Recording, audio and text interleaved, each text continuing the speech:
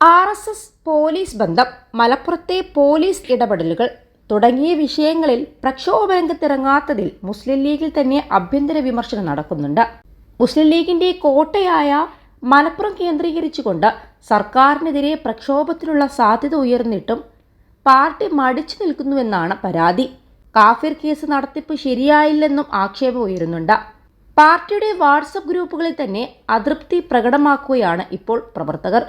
League ലീഡേഴ്സിന് മടിയിൽ കനമുണ്ട് എന്നതുകൊണ്ടാണ് മിണ്ടാതെ നിൽക്കുന്നത് എന്ന് കരുതാം.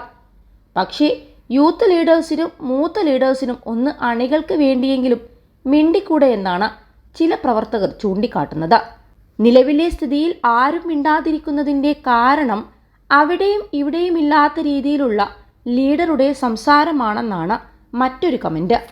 സമകാലിക സംഭവ വികാസങ്ങളിൽ ലീഗും പോഷക സംഘടനകളും പ്രക്ഷോഭരംഗത്തിറങ്ങാത്തതിൽ അതൃപ്തി പ്രകടിപ്പിച്ചുകൊണ്ട് ലീഗ് വാട്സപ്പ് ഗ്രൂപ്പുകളിൽ വ്യാപക വിമർശനമാണ് ഉയരുന്നത്.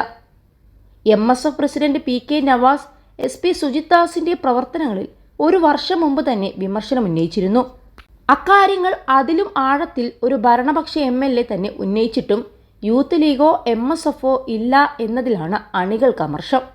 പോലീസ് RSS ബന്ധം സജീവ ചർച്ചയായിട്ടും ഏറ്റവും ശക്തമായ പ്രതിഷേധം ഉയർത്തേണ്ട ലീഗും പോഷക സംഘടനകളും നിർജീവമാണ്. മുഖ്യമന്ത്രിയുടെ ഓഫീസിനെതിരെ ഉയരുന്ന ആരോപണങ്ങളെയും ലീഗ് പരിഗണിക്കുന്നില്ലെന്നും ആക്ഷേപമുണ്ട്. കാഫിർ കേസ് കൈകാര്യം ചെയ്തതിൽ വീഴ്ച വന്നെന്ന് പറയുന്ന സന്ദേശങ്ങളും ഗ്രൂപ്പുകളിൽ സജീവമാണ്. യൂത്ത് കോൺഗ്രസും പലതവണ DGP ഓഫീസ് മാർച്ചും സെക്രട്ടേറിയറ്റ് മാർച്ചും നടത്തിയിട്ടും യൂത്ത് ലീഗ് കാര്യമായ പ്രതിഷേധ പരിപാടികളൊന്നും തന്നെ സംഘടിപ്പിച്ചിട്ടില്ല. 21 ലക്ഷത്തോളം സന്തുഷ്ടരായ ഉപഭോക്താക്കളും 2 ലക്ഷത്തോളം തിമിര ശസ്ത്രക്രിയകളും പൂർത്തിയാക്കിയ മലബാറിലെ ഏക കണ്ണാശുപത്രി Alsalama high hospital, hospital road, Perinthalmanna. CPMനോടും മുഖ്യമന്ത്രിയോടും മൃദു സമീപനമാണ് ലീഗിൻ്റെതെന്ന പൊതുവെ വിമർശനമുണ്ടായിരുന്നു.